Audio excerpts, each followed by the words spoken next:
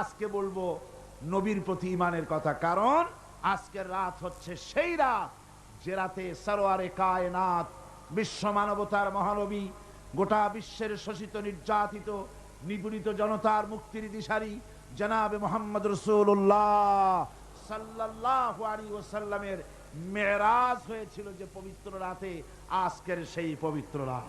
কোন সুবহানাল্লাহ, জোরে বলেন আলহামদুলিল্লাহ।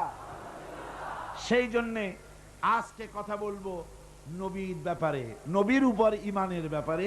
এই কারণেই আজকে বলবো, বাকি কথা আগামী বছর ইনশাআল্লাহ।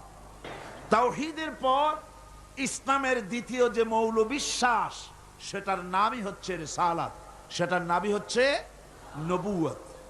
যেরূপ ঈমানের ক্ষেত্রে তাওহীদের উপরে ঈমান আনা, তাওহীদ হচ্ছে দ্বীন, সেরকম আনুগত্যের ক্ষেত্রে নবুয়ত হচ্ছে প্রকৃত দ্বীন। নবুয়ত দ্বীন, তাওহীদ দ্বীন। নবী, নবুয়ত বা রিসালাত। নবী বলা হয় কাকে? একজনের বাণী আর একজনের কাছে যিনি পৌঁছায় দেন তাকে বলা হয় নবী, তাকে বলা হয় রাসূল। ইসলামের পরিভাষায় আল্লাহর বাণী যিনি মানুষের কাছে পৌঁছে দেন তাকে বলা হয় নবী। নবী সমস্ত কওমের জন্য আল্লাহ পাক পাঠিয়েছেন। ওয়ালি কুল্লি কওমিন হাদ, প্রত্যেক কওমের জন্য, জাতির জন্য আল্লাহ পাক হেদায়েতের জন্য নবী পাঠিয়েছেন। নবী পাঠানো আল্লাহর দায়িত্ব। হেদায়েতের জন্য আল্লাহ পাক এই পৃথিবীতে অসংখ্য নবী পাঠিয়েছেন। নবী আর রাসূল দুজনের মধ্যে পার্থক্য কি, এটা জানা দরকার। জানা দরকার কি না? নবী হচ্ছেন একজন মানুষ, তার উপরে আল্লাহ শরীয়ত নাজিল করেন, তিনি এই শরীয়তের প্রচার করবেন, কিন্তু প্রতিষ্ঠিত করার দায়িত্ব তার উপরে দেওয়া হয় না। প্রতিষ্ঠিত করার, প্রাণান্তকর দায়িত্ব নাই, দায়িত্ব হলো প্রচার করার। তারা হলেন নবী। আর রাসূল তিনিও একজন মানুষ, শরীয়ত তার উপরে নাজিল হয়, তার দায়িত্ব হচ্ছে এটা প্রচার করা এবং এটাকে প্রতিষ্ঠিত করার জন্য প্রাণান্ত করা। এটাই হচ্ছে নবী এবং রাসূলের মধ্যে পার্থক্য। যেমন আল্লাহ সুবহানাহু ওয়া তাআলা তার রাসূলকে বলছেন, হুজুরকে বলছেন, ইয়া আইয়ুহার রাসূল বাল্লিগ মা উনজিলা ইলাইকা মির রাব্বিক। হে নবী, আপনার প্রভু আপনার প্রতি যা অবতীর্ণ করেছেন আপনি তা প্রচার করেন, আপনি তা মানুষকে শোনায় দেন। আপনি যদি তা না করেন তাহলে রিসালাতের দায়িত্ব পূর্ণ হলো না। রিসালাতের দায়িত্ব হলো আল্লাহ যা বলেছেন সে কথাগুলি প্রচার করে দেওয়া এবং তা প্রতিষ্ঠিত করার জন্য রাসূলদেরকে দায়িত্ব দেওয়া হয় পৃথিবীর বুকে তা প্রতিষ্ঠিত করার জন্য।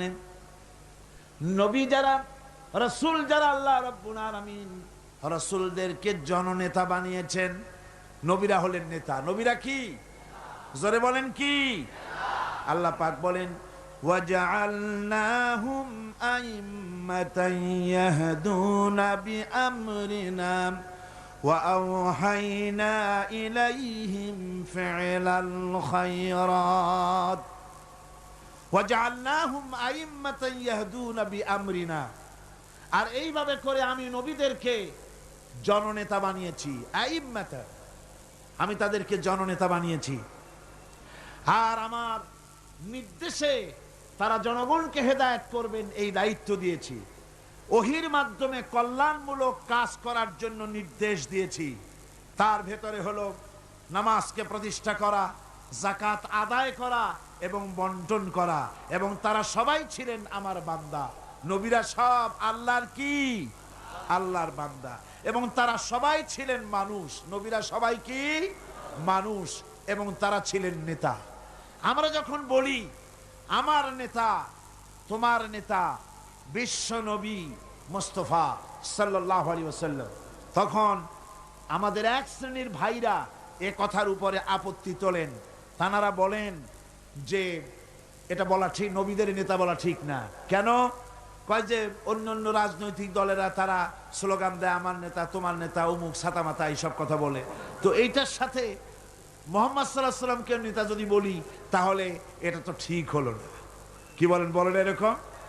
আমার ভাইয়েরা, আল্লাহ নিজে বলেছেন নবীরা হচ্ছেন নেতা। ইমাম মানিত নেতা, রসুল হচ্ছেন ইমামুল মুরসালিন। সমস্ত রসুলদের নেতা কে? মুহাম্মদ সাল্লাল্লাহু আলাইহি ওয়াসাল্লাম। জোরে বলেন কে? ইমামুল মুরসালিন। আমরা যখন দরুদের মধ্যে পড়ি আল্লাহুম্মা সাল্লি আলা সাইয়্যিদিনা, সাইয়্যিদিনা মানে কি? আওয়ার লিডার, আমাদের নেতা, Sarware Alam, leader of the world, গোটা বিশ্ব নেতা। ইংরেজিতে বললে কোনো ক্ষতি নাই, আরবিতে বললে ক্ষতি নাই, উর্দুতে বললে ক্ষতি নাই, কিন্তু বাংলায় যদি বলি আমার নেতা, তোমার নেতা, তাহলে ওনারা আপত্তি তোলেন। বুঝি না মাতৃভাষার উপরে ওনাদের এই আপত্তিটা কেন? রসুল যে আমাদের নেতা, এতে কোনো সন্দেহ আছে? রসুল যদি নেতা না হয় তো রসুল কার অনুসারী হবেন? কথা তো দুটো হবে, হয় ইমাম না হয় মুক্তাদি, হয় নেতা না হয় অনুসারী। মুহাম্মদ সাল্লাল্লাহু আলাইহি ওয়াসাল্লাম সহ সমস্ত নবীরা নেতা। জোরে বলেন নবীরা কি? এই জন্য আমাদের প্রাণ প্রিয় স্লোগান নারায়ে তাকবীর আল্লাহু আকবারের পরেই তোমার নেতা আমার নেতা কি? হুজুর যে আমাদের নেতা, সে কথা বলতে কি আপনাদের মনে কোনো কষ্ট আছে? কোনো লজ্জা বা ভয় আছে? তাহলে জোরে সোরে চিল্লায় কন্ত, তোমার নেতা আমার নেতা কে? আরো জোরে বলেন। রাসূল করিম সাল্লাল্লাহু আলাইহি ওয়াসাল্লাম, তিনি হচ্ছেন গোটা বিশ্ববাসীর নেতা। এখন পৃথিবীতে যত নবী এলেন, সমস্ত নবীরা হচ্ছেন মানুষ। সমস্ত নবীরা কি? জোরে কোন কি? অনেকে আছেন এ ব্যাপারে আপত্তি তোলেন, তারা বলেন না নবীরা মানুষ না। আচ্ছা, নবীরা যদি মানুষ না হয়, নবীরা কি? জেন। যদি জেন হয় তাহলে মানুষের চাইতে কি জেনের মর্যাদা বেশি? আচ্ছা, জেন না, মানুষও না, তবে কি ফেরেশতা? নবীরা যদি ফেরেশতা হয় তাহলে ফেরেশতার মর্যাদা মানুষের চাইতে বেশি না কম? মানুষের মর্যাদাই তো বেশি। সুতরাং নবীরা সব কি ছিলেন? বিশ্বাস করুন, আকীদাকে মজবুত করুন, সমস্ত নবীরা মানুষ ছিলেন। জোরে বলেন সমস্ত নবীরা কি? আল্লাহ রাব্বুল আলামিন তার সম্পর্কে বলেছেন, নবীজি সম্পর্কে আল্লাহ পাক বলেন, নবী আপনি বলে দেন, কুল ইন্নামা আনা বাশারুম মিসলুকুম ইউহা ইলাইয়া আন্নামা ইলাহুকুম ইলাহু ওয়াহিদ। ও নবী আপনি বলেন, আমি তোমাদের মতই মানুষ। ইন্নামা আনা বাশারুম মিসলুকুম, কত সহজ কথা। ইন্নামা, ইন্নামা আসে হসরের জন্য। আমি তোমাদের মতই মানুষ, এতে কোনো সন্দেহ নাই। ইন্নামা আনা বাশারুম মিসলুকুম, তোমাদের মতো মানুষ। পার্থক্য হচ্ছে আমার কাছে ওহী আসে। পার্থক্য হলো আমার কাছে ওহী আসে। আরো পার্থক্য আছে। বেদাতপন্থীরা তারা যেন কথায় কোনো ফাঁক না পায়, সেই জন্য আপনাকে জিনিসটা বুঝে নিতে হবে। ওরা বলে যে তাফসীরের মাহফিলে বলা হয় রসুল নাকি আমাদের মতো মানুষ, মানে আমরাও গুনাহ করি, রসুলও গুনাহ করে, আমরাও মিথ্যা কথা কই, রসুলও মিথ্যা কথা কয়, এই রকমের মানুষ। নাউযুবিল্লাহ। রসুল আমাদের মতো মানুষ কিরকম? তার ব্যাখ্যা হলো, মা বাপের, পুরুষ এবং স্ত্রীর দুজনের বিশেষ প্রক্রিয়ায় যেমন এই পৃথিবীতে মানুষ জন্মগ্রহণ করে, সমস্ত নবীরা সেইভাবে মায়ের পেট থেকে এসেছেন। এদিক থেকে আমাদের মতো মানুষ। সাধারণ মানুষেরা ঘুমায়, নবীরাও ঘুমান। সাধারণ মানুষেরা বাজার ঘাট করে, নবীরাও বাজার ঘাট করেছেন। নবীরা বিবাহ করেছেন, সাধারণ মানুষের মতোই বিবাহ করেছেন, বাচ্চা হয়েছে, খাওয়া দাওয়া করেছেন, পেশাব পায়খানা হয়েছে। মানুষে যা যা করে সব অনুরূপ ভাবে তারাও তাই করেন। এই হিসেবে তারা মানুষ, এই হিসেবে তারা কি? পার্থক্য কোথায়? পার্থক্য হলো পৃথিবীর সব মানুষ গুনাহ করতে পারে, আল্লাহর কোন নবী গুনাহ করতে পারে না। জোরে কোন সুবহানাল্লাহ। নবীরা মাসুম। সেই যে নবীরা মাসুম, সেই মাসুম কিন্তু 40 বছর বয়সের সময় যখন নবুয়ত পেলেন, সেইখান থেকে মাসুম তা নয়, নবীর জন্ম থেকে শুরু করে মৃত্যু পর্যন্ত, নবুয়তের আগেও মাসুম, পরেও মাসুম। জোরে কোন সুবহানাল্লাহ। কথা ক্লিয়ার হয়ে গেছে না? কথা ক্লিয়ার হয়েছে না? কোন নবীর কোনো গুনাহ নাই। নবীরা মিথ্যা বলেন না, নবীরা শঠতামি করেন না, প্রবঞ্চনা করেন না, প্রতারণা করেন না। এদিক থেকে তারা হলেন সুপার কোয়ালিটির মানুষ। কি মানুষ? সুপার কোয়ালিটি, শ্রেষ্ঠ মানুষ। পৃথিবীর শ্রেষ্ঠ মানুষ কারা? আল্লাহর নবীরা। আমার বন্ধুগণ, নবীরা হচ্ছেন মানুষ। এই দিক থেকে মানুষ, আমরাও খাই তারাও খান। এই জন্য কাফেররা বলতো মালে হাজার রসুল, একই আশ্চর্য ধরনের রসুল, বাজারে যায় আমাদের মতো খানাফিনা করে, আমাদের মতো বিয়ে শাদী করে, কি আশ্চর্য ধরনের রসুল। ওরা আশ্চর্য হয়ে যেত, ওরা মনে করতো যে রসুল যিনি হবেন তিনি আবার এভাবে বাজারে যাবেন কেন, খাবেন কেন, তিনি একটা অতি মানব ধরনের হবেন, অতি মানব ধরনের তারা চিন্তা করত। আসলে আল্লাহ পাক মানুষের জন্য নবী, মানুষকেই নবী বানিয়ে সব চাইতে বড় ihsan করেছেন। কোন সুবহানাল্লাহ।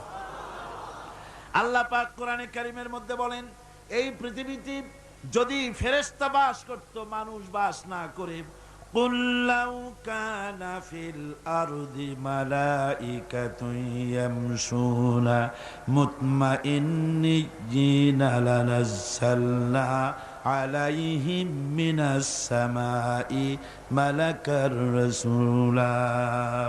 আল্লাহ রাব্বুল আলামিন বলেন, নবী বলেন, এই পৃথিবীতে যদি ফেরেশতা চলাফেরা করত, এই পৃথিবী যদি ফেরেশতার বসবাসের জায়গা হতো, তাহলে মানুষকে নবী না বানায়া আমি ফেরেশতাদেরকে নবী বানায়া দিতাম।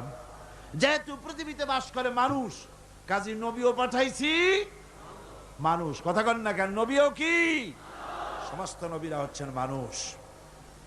ভাইরা আমার, একটা চিন্তা করেন, ফেরেশতা যদি আমাদের জন্য নবী হতো, আমাদের জন্য তাহলে ihsan হতো না, কল্যাণ হতো না। কারণ ফেরেশতারা পুরুষও নয়, নারীও নয়। ফেরেশতাদের বউ নাই, বিবি নাই, বাল বাচ্চা নাই, তাদের কিছুই নাই, বাড়ি নাই, ঘর নাই, মোষ নাই, গরু নাই, কল নাই, কারখানা নাই, ক্ষেত নাই, খামার নাই, নির্বাচন নাই, ভোট নাই, তত্ত্বাবধায়ক সরকার নিয়ে কোনো মাথা ঘামানো নাই। এই ধরনের ফেরেশতা যদি মানুষের নবী হতো, মানুষের সমস্যার সমাধান কি তারা করতে পারতো নাকি? কন জোরে বলেন, পারতো? আরে বাবা, স্বামী স্ত্রীতে ঝগড়া লাগে কেন? তা ফেরেশতাই বুঝবি কি? তার তো নিজেরই বউ নাই, নিজে পুরুষই না। ফেরেশতা কোনো কলের মালিক নয়, কোনো কারখানার মালিক নয়।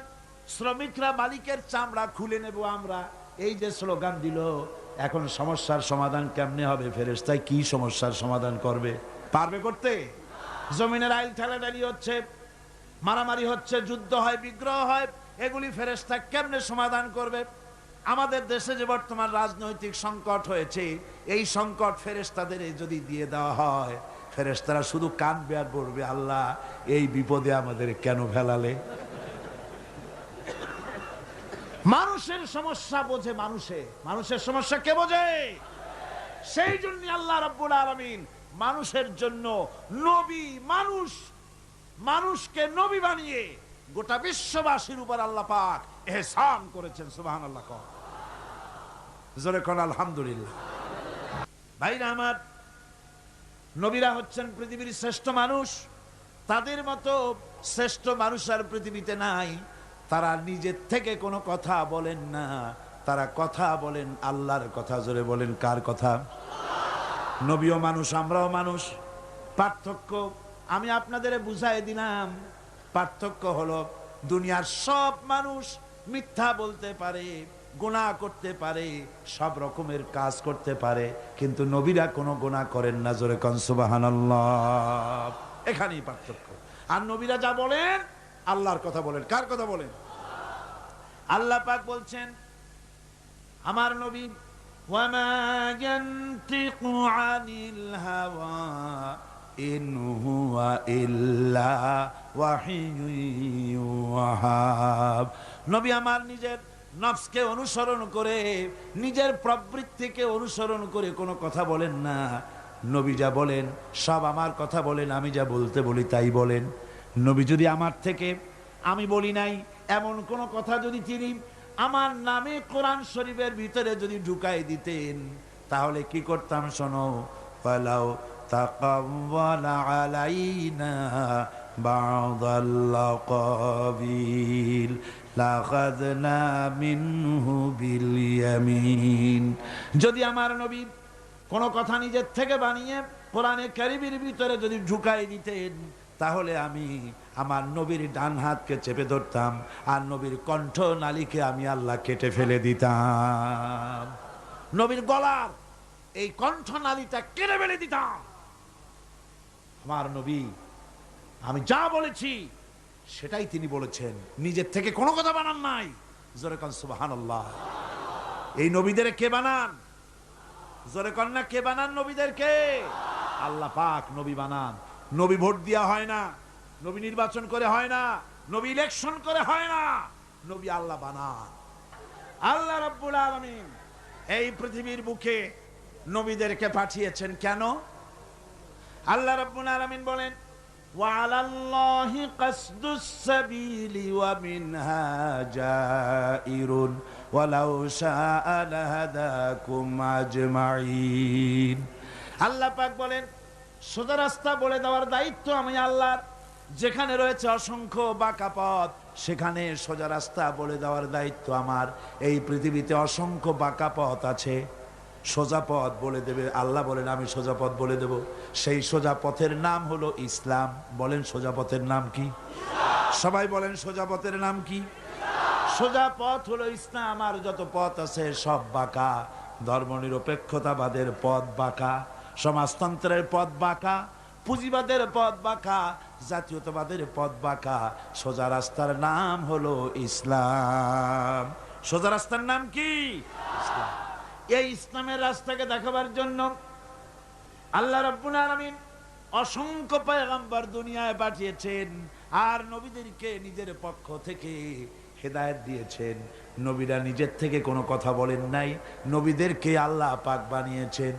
যে নবীর কথা আমি আজকে বলতে চাই আপনাদের সামনে, আমার আলোচনার মূল চারটা পয়েন্ট ছেড়ে দিয়ে নবুয়তের পয়েন্টকে নিয়ে এসেছি, যে কারণে সেটা হলো নবী মুহাম্মদ রাসূলুল্লাহ সাল্লাল্লাহু আলাইহি সাল্লামের কথা আজকে বলবো প্রাণ ভরে ইনশাআল্লাহ।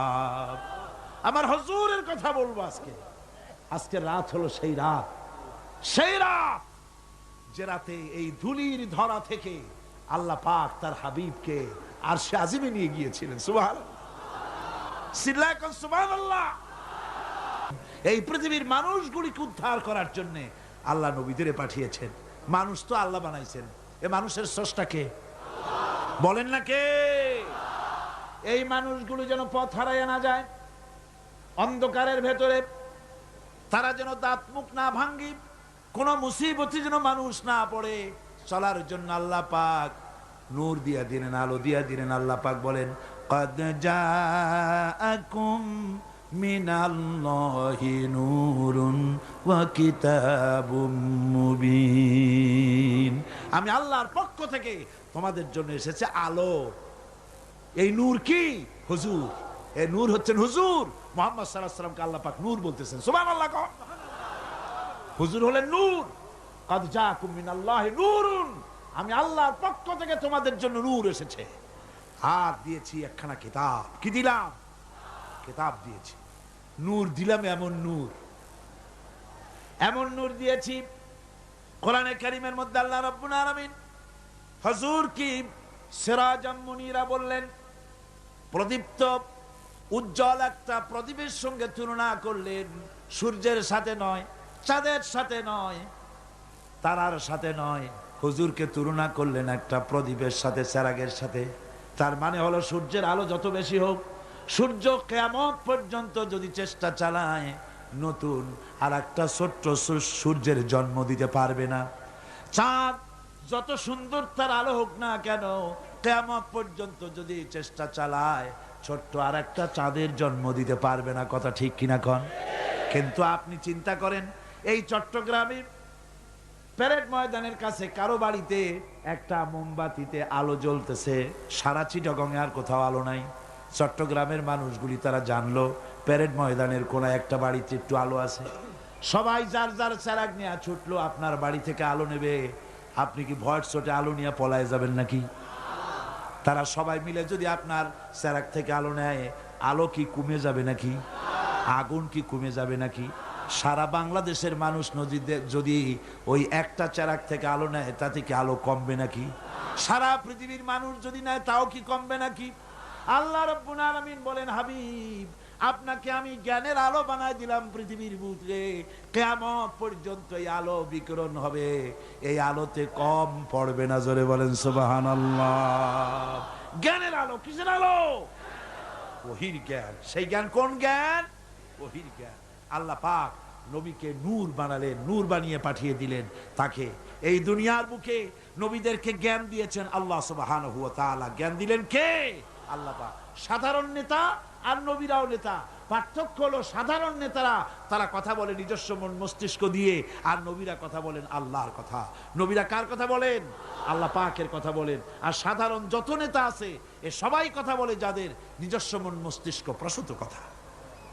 যার জন্য দেখুন হযরত ইব্রাহিম আলাইহিস সালাম তার আব্বাকে ডেকে বললেন, ইয়া আবাতি ইন্নী ক্বাদ জাআনি মিনাল ইলমি মা লাম ইয়াতিকা ফাত্তাবি'নি আহদিকা সিরাতান সাবিয়্যা। হে আমার পিতা, হে আমার আব্বাজান, আমার কাছে এমন ইলম আছে, আমার কাছে এমন এক ইলম এসেছে যে ইলম আপনার কাছে নাই। সুতরাং আপনি আমার অনুসরণ করেন, সোজা রাস্তা আমি আপনাকে দেখাইয়া দেব। আমার কাছে যে জ্ঞান আসছে সেই জ্ঞানটা কার? কার? সেই জ্ঞানটা কার? আল্লাহ পাকের।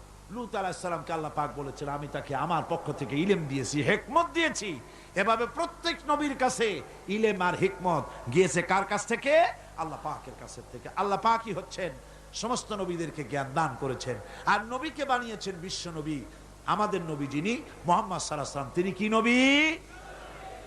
আল্লাহ পাক কোরআনে কারীমের মধ্যে বলেছেন, কুল ইয়া আইয়ুহান নাসু ইন্নী রাসূলুল্লাহি ইলাইকুম জামিআ। আল্লাহ রাব্বুল আলামিন বলেন, হে নবী আপনি বলে দেন এই পৃথিবীর সমস্ত মানুষের জন্য, তোমাদের সকলের জন্য আল্লাহ আমাকে রসুল বানিয়ে পাঠিয়েছেন।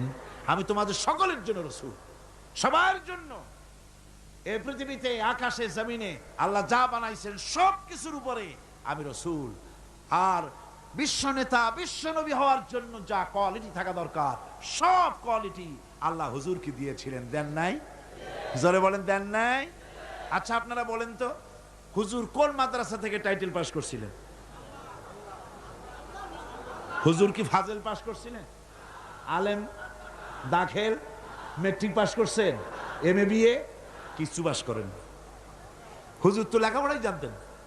হুজুর লিখতেও জানেন না, পড়তেও জানেন না, এমনকি নিজের নাম সই করতেও পারতেন না।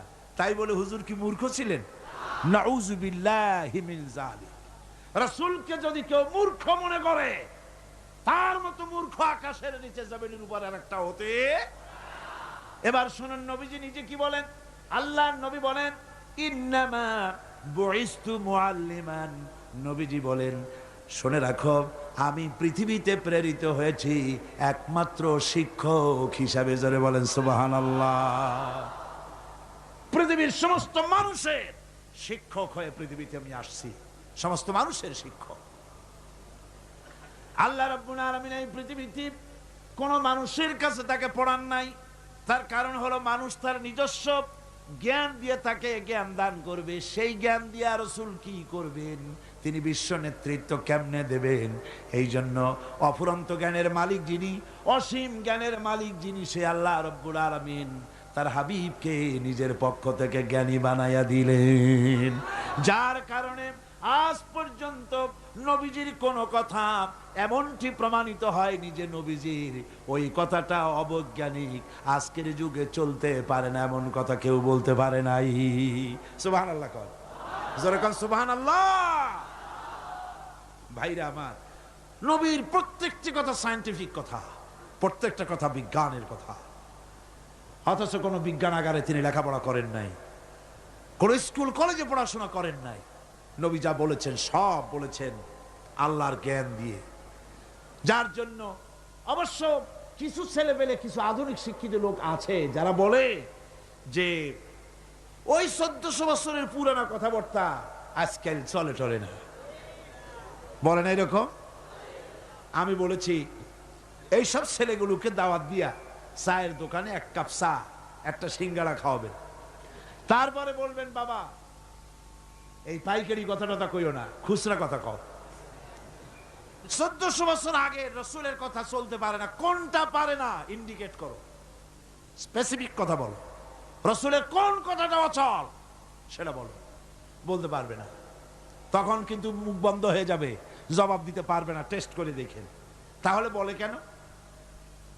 বলে কোন সে কথা? বিশ্বকবি, কবি সম্রাট আল্লামা ইকবাল রহমতুল্লাহ আলাইহি বলেছেন কেন এইসব কথা ওরা বলে। আল্লামা ইকবাল বলেছেন উনহি কা মাহফিল সওয়ারতা হো, চরাগ মেরি হ্যায় রাত উনকি,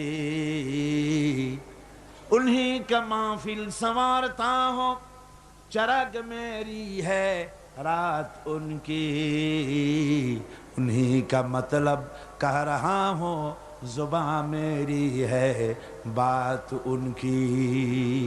আমি অন্যের মাহফিল সাজাই, নিজের কোনো মাহফিল নাই। আমি অন্যের রাতে সেরাক চালাই, আমার নিজের কোনো সেরাক টেরাক নাই। আমি অন্যের মতলব নিজের জিহ্বা দিয়া বলি, আমার নিজস্ব কোনো সে নাই, কোনো বক্তব্য নাই। আজকে যারা এই কথাগুলি বলে যে ইসলাম মানুষকে 1400 বছর আগের ইসলাম, পুরানা ইসলাম কিছু দিতে পারে না, এই লোকগুলির জিহ্বার উপরে ভর করেছে পেন্টাগন, ভর করেছে পিকিং, ভর করেছে মস্কো, ভর করেছে শান্তি নিকেতন। কথা ঠিক কিনা কর, জোরে বলেন ঠিক কিনা। আল্লামা ইকবাল, আল্লাহ তাকে জান্নাতুল ফেরদাউস নসিব করুন, জোরে কোন আমিন। আমি ওনার ছবি দেখে, আমি ওনার দারুণ ভক্ত। পৃথিবীতে যত কবির কবিতা আমি পড়েছি, আল্লামা ইকবাল আমার প্রিয় কবি। আমি ওনার ছবি দেখে চিন্তা করছি এই রকমের দাড়ি কামানো মানুষ, এই রকমের মুসলা মানুষ এত সুন্দর সুন্দর কথা পাইল কই? তার প্রত্যেকটি লেখা কোরআনে কারীমের তরজমা তাফসীর হয়ে বেরিয়েছে। এটা হলো কি করে? পাশ্চাত্যে লেখাপড়া করেছেন, অক্সফোর্ডে লেখাপড়া করেছেন, হলো কি করে? এরপর একটা কবিতা আমার সামনে পড়ে গেল, ওনার লেখা। আমার তখন জেহেন সাফ হয়ে গেল, উনি পেলেন করে। উনি লিখেছেন खीरा न कर सका, खीरा न कर सका मगरिब की दवा दानिश, सुरमा था आग का मेरा खाके मदीना। পাশ্চাত্যের চাকচিক্য আমার চক্ষুকে প্রতারিত করতে পারে নাই, কারণ মদিনার ধুলাবালিগুলি আমার চোখের উপরে সুরমার মতো লাগানো ছিল। সুতরাং পাশ্চাত্য আমাকে প্রতারিত করতে পারেনি। আমি এই কবিতার আলোকে আমি আল্লাহর নামে কসম করে বলতে পারি, যদি আমার দেশের কলেজগুলিতে, আমার দেশের বিশ্ববিদ্যালয়গুলিতে যদি আল্লাহর এই কোরআনটা পড়ানো হতো, আহারে বলেন, কলেজে কোরআন শরীফ পড়ানো হয়, বিশ্ববিদ্যালয়ে কোরআন পড়ানো হয়, সব পড়ানো হয়, কিন্তু কোরআন পড়ানো হয় না। আমি আল্লাহর নামে শপথ করে বলতে পারি, আমাদের দেশের কলেজ আর বিশ্ববিদ্যালয়গুলিতে এই কোরআনে কারীমের তাফসীর যদি পড়ানো হতো, একেবারে ক্লাস 8 থেকে শুরু করে মাস্টার ডিগ্রি পর্যন্ত কোরআনের তাফসীর যদি পড়ানো হতো, নবীজির হাদিস যদি পড়ানো হতো, আমি কোরআন হাতে নিয়ে আল্লাহর নামে শপথ করে বলতে পারি, বিশ্ববিদ্যালয় আর কলেজগুলি আমাদেরকে ডাকাত আর সন্ত্রাসী উপহার দিত না। কলেজ বিশ্ববিদ্যালয় আমাদেরকে উপহার দিত খালিদ বিন ওয়ালিদ, আমাদেরকে উপহার দিত গাজী সালাউদ্দিন, আমাদেরকে উপহার দিত শহীদ তিতুমির, টিপু সুলতান, শাহ মজনুন, এগুলি আমাদেরকে উপহার দিত বিশ্বের সেরা সেরা নাম করা ইসলামী চিন্তাবিদ। হ্যাঁ, তাই বাংলাদেশের একজন কবি খুব দুঃখ করে বলেছিলেন, তাহলে কি আমাকে বলতে হবে ঢাকা বিশ্ববিদ্যালয় সেটা কি একটি ডাকাতদের গ্রাম? এ নিয়ে বহুত সমালোচনা হয়েছিল, কিন্তু পরে দেখা গেল যে কথা একেবারে তিনি মিথ্যে বলেননি, অযৌক্তিক বলেন নাই। মারামারি যখন শুরু হয় বিশ্ববিদ্যালয়, হায় রে আল্লাহ, পুলিশেরা যা দৌড় দেয় চতুর্দিক দিয়া, কি এর পাহারা দেওয়া, বন্দুক ফালাইয়া থুইয়া বাবারে মা কই দৌড় দেয়। আল্লাহ জান তো আমারটা বাসু, পরেরটা পরের কথা। আমার বন্ধুগণ, যার কথা আজ আমি বলতেছি জনাবে মুহাম্মদুর রাসূলুল্লাহ সাল্লাল্লাহু আলাইহি ওয়াসাল্লাম, আল্লাহ রাব্বুল আলামিন এই পৃথিবীর বুকে তাকে সবচাইতে বেশি মর্যাদা দিলেন, সবচাইতে বেশি সম্মান দিলেন। পৃথিবীতে যত নবী এসেছেন, কওমের নবী, গোত্রের নবী, এলাকার নবী, মুহাম্মদ সাল্লাল্লাহু আলাইহি ওয়াসাল্লামকে বানালেন বিশ্ব নবী। তারপরে আল্লাহর নবী, আল্লাহ রাব্বুল আলামিন বান্দাদেরকে বলেছেন, অন্যান্য যুগে নবীরা, উম্মতরা তাদের নবীদেরকে নাম ধরে ডাকাডাকি করত, তোমরা যেন আমার নবীকে নাম ধরে ডেকো না। সুবহানাল্লাহ। এই কোরআন শরীফের ভিতরে ইয়া আদম, ইয়া জাকারিয়া, ইয়া ইয়াহইয়া, ইয়া মূসা, ইয়া ইব্রাহিম, এভাবে করে নবীদেরকে আল্লাহ রাব্বুল আলামিন নাম ধরে ধরে রেখেছেন, কিন্তু মুহাম্মদ সাল্লাল্লাহু আলাইহি সাল্লামকে ইয়া মুহাম্মদ বলে কোরআন শরীফে কোথাও ডাকেন নাই। সুবহানাল্লাহ, জোরে কোন সুবহানাল্লাহ। নিজে তো আল্লাহ ডাকলেনই না, নিজে তো হুজুরকে কোথাও আল্লাহ নাম ধরে ডাকলেন না, বরং উম্মতদেরকেও নিষেধ করে দিলেন আমার নবীকে এভাবে নাম ধরে কখনো ডাকাডাকি করবে না। আল্লাহ পাক তার নবীকে এভাবে মর্যাদা দিলেন, সম্মান দিলেন।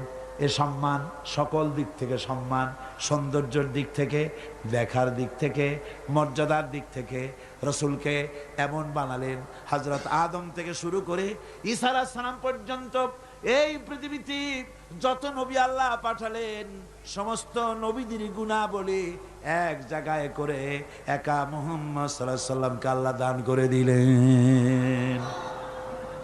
সৌন্দর্য দিলেন এত বেশি, হযরত আয়েশা সিদ্দিকা রাদিয়াল্লাহু তাআলা আনহা বলেছেন, যারা নাকি হযরত ইউসুফকে দেখে নিজেদের অজান্তে নিজেদের হাতের আঙ্গুলগুলো কেটে ফেলে দিয়েছিল, ওরা যদি মুহাম্মদ সাল্লাল্লাহু আলাইহি সাল্লামকে দেখতে পেত, তাহলে নিজের হাত কাটতে কাটতে কখন যে নিজেদের কলিজা কেটে ফেলে দিত ওরা টের পেত না।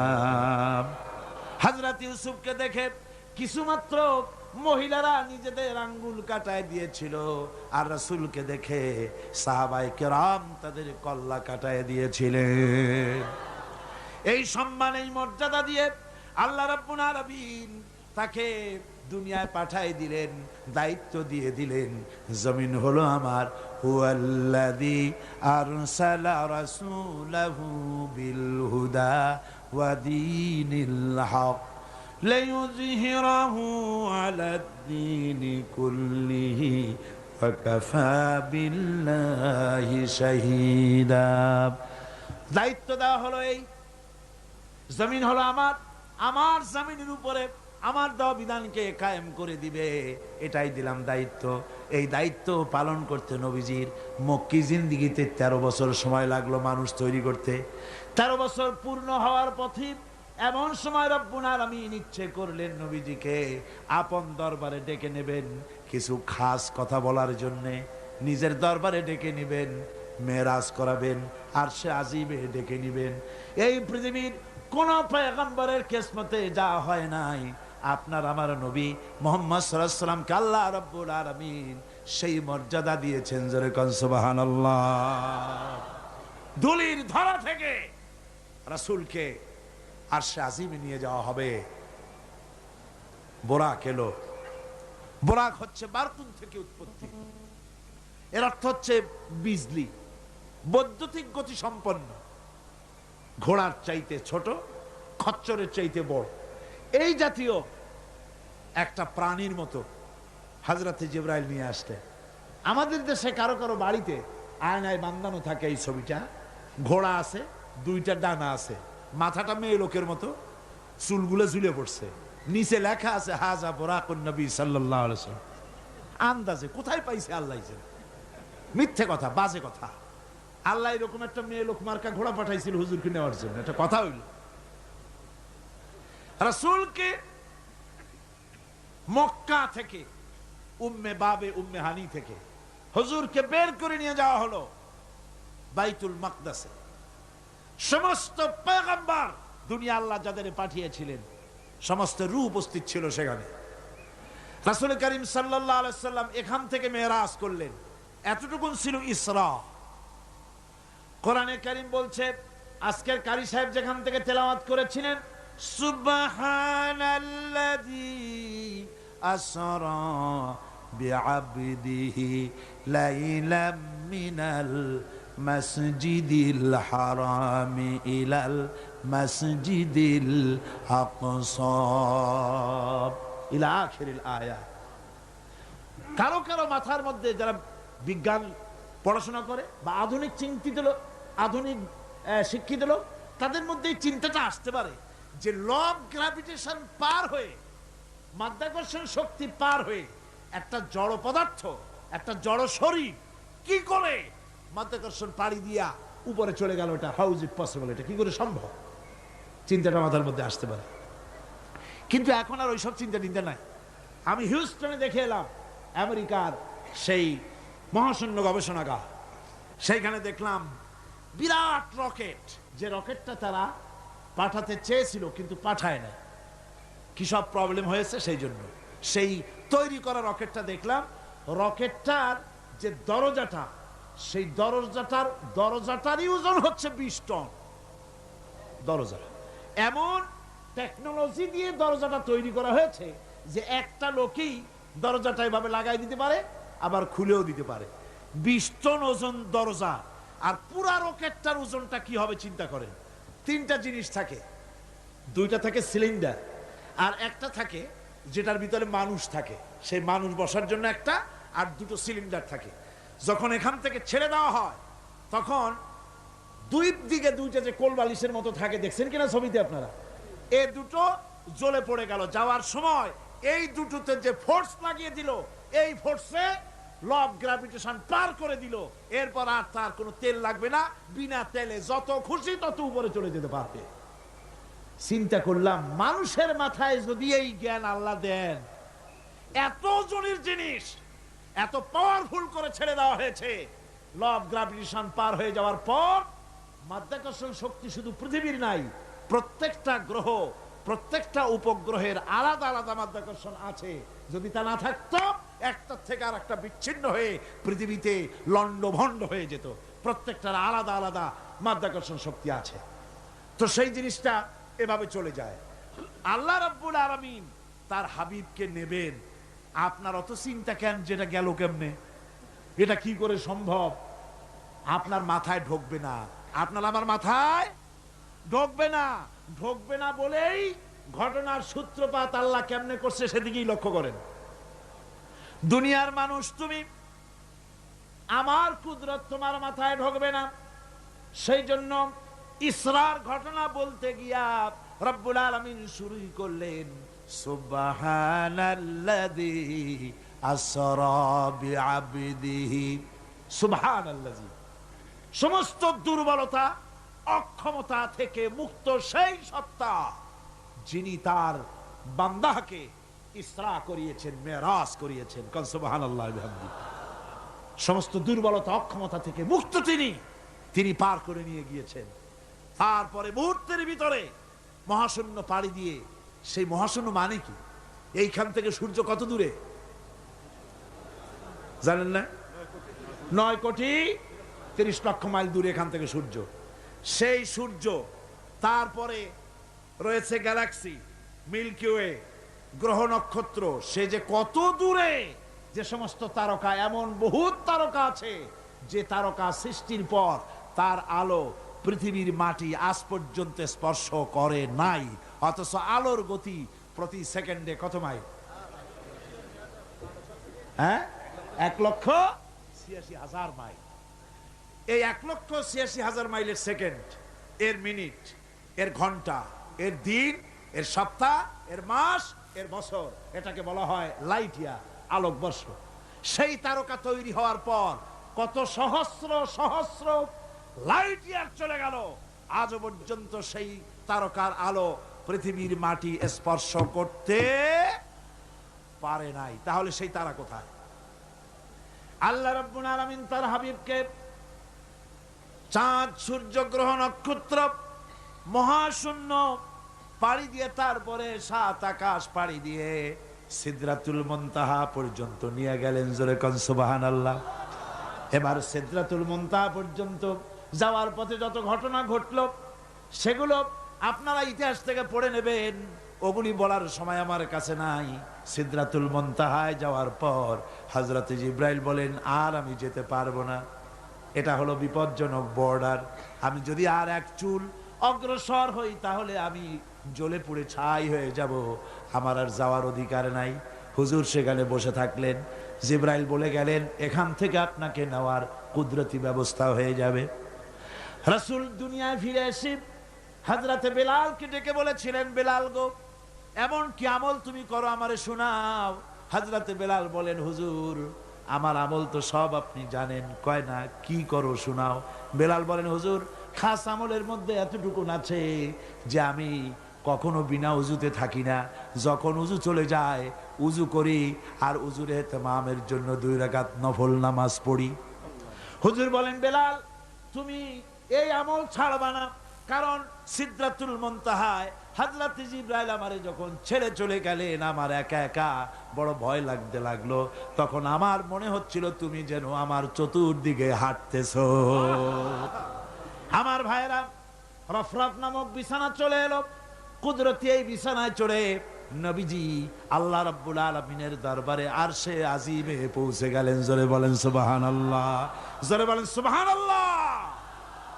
যেখানে পৃথিবীর কোন মানুষের যাওয়া সম্ভব নয়, গোটা পৃথিবীর মানুষের মর্যাদা আল্লাহ পাক বাড়ায় দিলেন, আরশে আজিমে হুজুরকে নিয়ে গেলেন। তারপরে তিনি কথাবার্তা হুজুরের সাথে কি বললেন, সেই কথাগুলি নিয়ে আমাদের দেশে কথা হলো এই যে হুজুরকে নিয়ে আল্লাহ 5 ওয়াক্ত নামাজ দিছিলেন তো 50 ওয়াক্ত। মুসা আলাইহিস সালামের সাথে দেখা না হইলে তো কাম সারছিল, আমাদের আর উপায় ছিল না। আরে ভাই, শুধু নামাজ দেওয়াই যদি উদ্দেশ্য হবে তাহলে রোজার মতো তো আল্লাহ দুনিয়ায় বসে দিতে পারতেন কিনা, হজের মতো জাকাতের মতো পারতেন কিনা। শুধু নামাজের জন্য নয়, আল্লাহ পাকের কায়নাত দেখাবার জন্য আল্লাহ পাক তাকে নিয়েছিলেন। বেহেশত দেখাইছেন, দোজখ দেখাইছেন, ভালো কাজ করলে কিরকম শান্তি হবে, খারাপ কাজ করলে কিরকম শাস্তি হবে, চোখে দেখায় দিয়েছেন মুহাম্মদ রাসূলুল্লাহ সাল্লাল্লাহু আলাইহি ওয়াসাল্লামকে।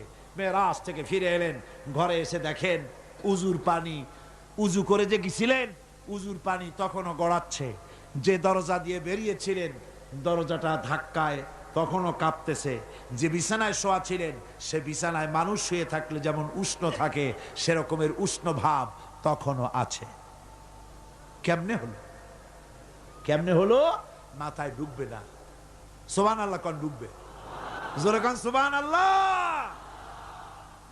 এটার ব্যাপারে কোন বিজ্ঞান, দর্শন, যুক্তির প্রয়োজন নাই। প্রয়োজন শুধু এতটুকু, আল্লাহ তার হাবিবরে নেবেন, কত দ্রুত নিবেন, কত দ্রুত পাঠাবেন, এটা তিনিই ভালো জানেন, আমাদের কোনো জানার কথা না। ঠিক কিনা কর?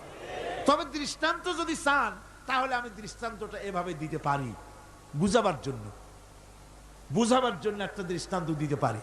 সেটা হলো এই, ধরেন বাংলাদেশে কোনো প্রেসিডেন্ট আসবে, পৃথিবীর যে কোনো দেশের এক প্রেসিডেন্ট আসবে। এটা আসার যখন খবর হয়ে যাবে তখন পত্র পত্রিকায় রুট বলে দেওয়া হয়, এই রুটে রাষ্ট্রীয় মেহমান রাষ্ট্রীয় অতিথি ভবনে আসবেন, এই রাস্তা দিয়ে সাধারণ ট্রাফিক চলাচল বন্ধ থাকবে। এয়ারপোর্ট থেকে নিয়ে রাষ্ট্রীয় অতিথি ভবন পর্যন্ত মেহমান না আসা পর্যন্ত সমস্ত ট্রাফিক চলাচল বন্ধ। মেহমান পৌঁছে যাবে, তারপরে আবার স্বাভাবিক ট্রাফিক চলবে। এটা জানেন কিনা? এইটা যদি পৃথিবীর সামান্য সলিমদ্দি কসিমদ্দি এই জন্য বলছি আজ আছে কাল নাই, ঠিক কিনা গণ? আজ মন্ত্রিত্ব গেল, কালকে রাস্তায় দাঁড়ায় বলবে রিকশাওয়ালা আমার একটু নেওয়া, বাজারে মাছ কিনতে যাব, ঠিক কিনা? সুতরাং এদের তো কোনো মর্যাদা নাই, আজ আছে কাল নাই। এই দুনিয়ার সলিমদ্দি কসিমদ্দির জন্য যদি এভাবে ট্রাফিক চলাচল বন্ধ করে দেওয়া হয়, তাহলে আকাশ এবং জমিনে আল্লাহ রাব্বুল আলামিনের সর্বশ্রেষ্ঠ মেহমান জনাবে মুহাম্মদ রাসূলুল্লাহ সাল্লাল্লাহু আলাইহি সাল্লাম, এই মেহমান আল্লাহর দরবারে যাবেন। আল্লাহ যদি বলে দিয়ে থাকেন, আল্লাহ যদি হুকুম করে থাকেন, সময়ের গতি, বার্ষিক গতি, আহ্নিক গতি, আকাশের গতি, সূর্যের গতি, সময়ের গতি, রাত ৩:৪৫ 10 সেকেন্ড, এখন সমস্ত গতি স্তব্ধ হয়ে যা, আমার হাবিব আমার দরবার থেকে ঘুরে যখন ঘরে ফিরে যাবেন, আবার ৩:৪৫ 11 সেকেন্ড থেকে শুরু হয়ে যাবি। যদি আল্লাহ এমনটি করে থাকেন, তাহলে উজুর পানি গড়াতে দেখা আর দরজা কাঁপতে দেখা অসম্ভব। জোরে বলেন অসম্ভব। এটা আমি একটা দৃষ্টান্ত দিলাম মাত্র। আসলে আল্লাহ পাক করিয়েছেন তার হাবিবকে, কোন কাইফিয়াতে কিভাবে নিয়েছেন আল্লাহ, নিয়েছেন তার হাবিবরে। আপনার চিন্তা করার কোনো দরকার নাই, ঘুম নষ্ট করে দরকার নাই। আল্লাহ তার হাবিবকে মেরাজ করিয়েছেন। জোরে কোন সুবহানাল্লাহ, চিল্লায় কোন সুবহানাল্লাহ। ভাইরা আমার, নবীজি মেরাজ থেকে ফিরে এলেন, এবার আসল দায়িত্ব এসে গিয়েছে। মেরাজের পরই মদিনা মুনাওয়ারায় রাসূলুল্লাহ হিজরত করলেন। এই হিজরতের পর আল্লাহর নবী মদিনা শরীফে এসে ইসলামী স্টেট কায়েম করে দিলেন। আজ নবী প্রেসিডেন্ট হয়ে গেছেন। জোরে কোন সুবহানাল্লাহ, জোরে সরে বলেন সুবহানাল্লাহ। আমার বন্ধুগণ, নবীজির টুপি সুন্নত, নবীজির টুপিটা মাথায় লাগাই। নবীজি মিষ্টি পছন্দ করতেন, মিষ্টি সুন্নতটা পছন্দ করি। নবীজি কদু খাইতেন, কদু খাওয়া সুন্নতটা পছন্দ করি। নবীজি চোখে সুরমা লাগাতেন, সুরমা লাগানোর সুন্নত পছন্দ করি। কিন্তু নবীজি রাষ্ট্র দখল করে প্রেসিডেন্ট হয়েছিলেন, আর আল্লাহর দিন কায়েমের জন্য তায়েফে যে রক্ত দিয়েছিলেন সেটাও যে সুন্নত। আবার ওহদে যে দামদার মোবারক শহীদ হয়েছিল সেটাও যে সুন্নত। মা বাপের জায়গা জমি ঘর বাড়ি ছেড়ে দিয়ে হিজরত করেছিলেন। এই সুন্নত বড় কঠিন, এই কঠিন সুন্নতের কাছে মুসলমানের পাওয়া যায় না, ঠিক কিনা? এই সুন্নতগুলি পালন করা কঠিন। নবীর কোন সুন্নত ছোট নয়, নবীর কোন সুন্নত ছোট। মিয়া সাহেব মনে রাখেন, গোটা আকাশ গোটা জমিন যদি বিক্রি করা হয়, রাসূলুল্লাহর একটা সুন্নতের মূল্য দেওয়া যাবে না। আল্লাহু আকবার বল। রাসূলের সুন্নতের এত মর্যাদা। সুতরাং রাসূলুল্লাহ আল্লাহর নবী পৃথিবীতে এলেন। আমরা রাসূলের এই সব সহজ পালনের সুন্নতগুলির পথে আছি, কিন্তু কঠিন সুন্নতের কাছে নাই, ঠিক কিনা? ঠিক কিনা? আমার বন্ধুগণ, নবীজি মদিনা এলেন, আজ নবীজি প্রেসিডেন্ট। নবীর উপর ঈমান আনার অর্থ কি? ঈমান আনার অর্থ এটা শুধু নয় রবিউল আউয়াল মাস এলো আর ইয়া নবী সালাম আলাইকা, ইয়া রাসূল সালাম আলাইকা, তুম পর লাখো সালাম,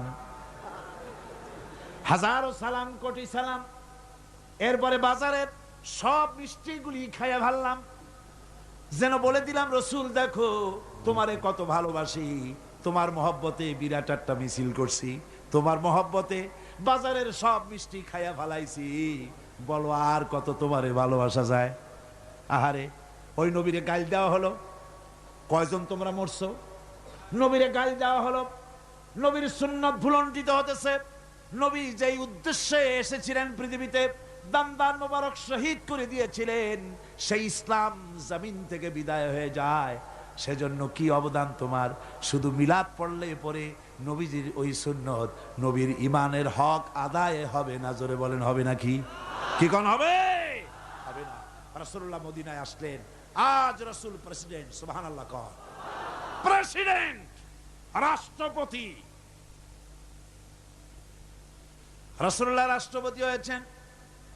দুনিয়ায় আরো তো কত রাষ্ট্রপতি, দুনিয়ায় যত রাষ্ট্রপতি হলো, ক্ষমতায় থাকাকালীন দেশি ব্যাংকে বিদেশি ব্যাংকে জনমের মতো টাকা জমা করলো। ক্ষমতায় থাকলে টের পাওয়া যায় না, যখন ক্ষমতা চলে যায় তখন দুর্নীতি দমন বিভাগ এত দুর্নীতি তালাশ করিয়া খুঁজা খুঁজা পায়, তখন তারা চিন্তা করে লোকটা যদি সুযোগ পেত তাহলে গোটা বাংলাদেশ বিদেশি ব্যাংকে জমা দিয়ে দিত। ঠিক কিনা? সুতরাং বুঝতে হবে, আজ রাসূলের আদর্শ, রাসূল রাষ্ট্রপ্রধান ছিলেন, সেই রকম রাষ্ট্রপ্রধান চাই। রাসূল প্রেসিডেন্ট, ঘরে খাবার নাই, আহা, ঘরে খাবার নাই। নবীর উপর ঈমান শুধু দরুদ পড়ে হবে না, দরুদ তো পড়বই, কারণ রাসূলুল্লাহ বলেছেন আমার নামে যদি একবার কেউ দরুদ পড়ে আল্লাহ পাক তার আমলনামায় 10টা নেকি লিখবেন, আর আমলনামা থেকে 10টা গুনাহ আল্লাহ মাফ করে দিবেন। সুবহানাল্লাহ। দরুদ তো পড়বই, কিন্তু শুধু দরুদ নয়, রাসূলুল্লাহ প্রেসিডেন্ট, আহা, ঘরে খাবার নাই। আমার মা, আমাদের মা হযরত আয়েশা সিদ্দিকা রাদিয়াল্লাহু তাআলা আনহা বলেছেন, নবী পরিবারের ঘরে মুসালসাল এমন অনেক রাত চলে গেছে, অনেক দিন চলে গেছে, মাস চলে গেছে, নবীর ঘরে চুলায় আগুন জ্বলে নাই। রাসূলুল্লাহ ক্ষুধার্ত হয়ে ঘরের মধ্যে প্রবেশ করেছেন, বলেছেন আয়েশা রে, সারাদিন কাজ করে করে হয়রান হয়ে গেছি, আমার একটু খাবার দাও। হযরত আয়েশা কেন্দে কেন্দে বলেন, ইয়া রাসূলুল্লাহ, আল্লাহর নামে কসম করে বলি আমি আয়েশার ঘরে পানি ছাড়া কোনো খাবার নাই। এই ছিল রাসূলুল্লাহ রাষ্ট্রপ্রধান, মানুষের দুয়ারে দুয়ারে পৌঁছেছে, খাবার পৌঁছে দিয়েছেন। আর চুরি নাই, ডাকাতি নাই, জেনা নাই, ব্যভিচার নাই, ধর্ষণ নাই, দরজা খুলে মানুষ ঘুমাবার সুযোগ পেয়েছে। রাসূলুল্লাহ বলছেন খায়রুল কুরুনি কারনি, শ্রেষ্ঠ যুগ আমার যুগ। শ্রেষ্ঠ যুগ কার যুগ? নবীর যুগ।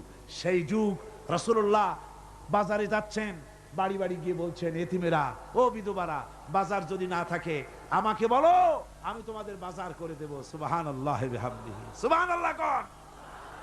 ভাইয়ের আমার, হযরত ওমর রাদিয়াল্লাহু তাআলা আনহু বলেন, আমি রাসূলুল্লাহর খেদমতে গিয়েছিলাম, হুজুরকে গিয়ে সালাম দিলাম, আল্লাহর নবী শোয়া ছিলেন, তিনি উঠে যখন বসলেন আমি দেখতে পেলাম নবীজি যে শোয়া ছিলেন তা ছিল দড়ি দিয়ে বুনানো একটা খাটিয়া, ওই খাটিয়ার উপরে শোয়া ছিলেন। পিঠের দিকে তাকায় দেখলাম ওখানে কোনো বিছানা নাই, চাদর নাই, বালিশ নাই, এমন জায়গায় রাসূলুল্লাহ হাত মোবারক মাথার তলে দিয়া দড়ির উপরে শোয়া ছিলেন। দড়ির বুনানো খাটিয়া আজও মক্কা মদিনায় রাস্তায় রাস্তায় দেখা যায় খাটিয়াগুলা, এর উপরে হুজুর শোয়া। হুজুর যখন বসলেন দেখলাম তাকায়া রসুলের পিঠে দড়িগুলার দাগ কেটে আছে। আমি বাচ্চা শিশুর মতো কেঁদে ফেললাম, বললাম ইয়া রাসূলুল্লাহ, এই পৃথিবীর কাফির বেঈমানেরা এত সুখ করলো আর আপনার পিঠে দড়ির দাগ, আমার সহ্য হয় না, হুজুর অনুমতি দেন আপনার জন্য একটা তোশক বানাইয়া দেই। রাসূল আমার বলেন, ওমর রে, এই পৃথিবীতে আমি সুখ করতে আসি নাই, শান্তি করতে আসি নাই, আমি এই পৃথিবীতে এসেছি মানবতার মুক্তির জন্য। আমি যদি ইচ্ছা করি আর ওহদ পাহাড়টারে বলি, ওহদ পাহাড় আমার জন্য সোনায় পরিণত হয়ে যা, ওহদের আস্ত পাহাড়টা আমার জন্য সোনা হয়ে যেতে পারে। মানুষের আজ আর খাবারের অভাব নাই। রাসূলুল্লাহ ব্যাংক চালু করে দিলেন, কোন সুবহানাল্লাহ, জোরে কোন আলহামদুলিল্লাহ। নবী আমার ব্যাংক তৈরি করলেন, ব্যাংকের নাম রাখলেন বাইতুল মাল। বলেন কি নাম রাখছেন? বাইতুল মাল। ব্যাংক তৈরি করে রাসূলুল্লাহ মসজিদে নববীর ভিতরে বসে ব্যাংক উদ্বোধন করলেন। আমার বন্ধুগণ, রাসূলুল্লাহ ব্যাংক উদ্বোধন করলেন। ব্যাংক উদ্বোধন করতে গিয়া আল্লাহ নবী বললেন, মান তারাকা দায়নান আও দিয়ান ফালাইয়া, আমার রাষ্ট্রের ভিতরে কোন মানুষ যদি ঋণগ্রস্ত অবস্থায় মারা যায়, তাহলে ওই ঋণ পরিশোধ করার মতো অর্থ যদি তার কাছে না থাকে, তাহলে তার ঋণের বোঝা, তার বিবি বাল বাচ্চার বোঝা, সব বোঝা আমি মুহাম্মদ সাল্লাল্লাহু আলাইহি ওয়াসাল্লাম আমার কাঁধের উপরে উঠাইয়া নিলাম। সুবহানাল্লাহ বলেন। এমন এক রাষ্ট্র ব্যবস্থা কায়েম করেছিলেন আমার নবী। বন্ধুগণ, এখনই মুনাজাত হবে। আল্লাহুম্মা আমিন।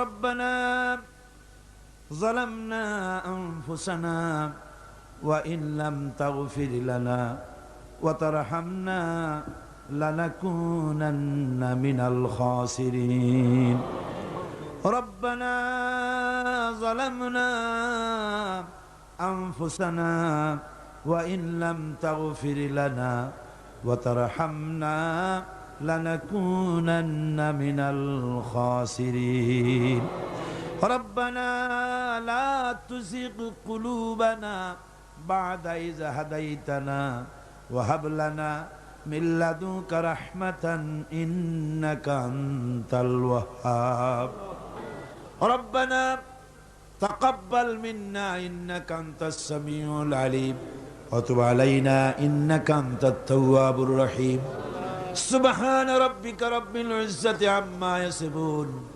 وسلام على المرسلين الحمد لله رب العالمين واجعل آخر كلمتنا عند الموت لا إله إلا الله محمد رسول الله